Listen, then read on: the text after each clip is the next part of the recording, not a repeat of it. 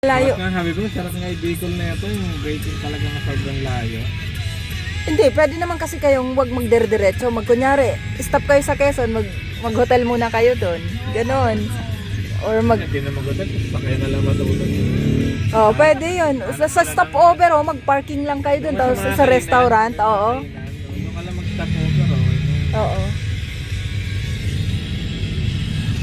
Kuya nga, nakapaguntang ng Bicol. Hanggang Bicol. Kutsaba ko nun eh. sabi ni auntie nun, di ba ako naiwan dyan? Sabi ni auntie nun, ay umalis ba si Brian ate? Sabi ko, ano ba yung sinabi ko?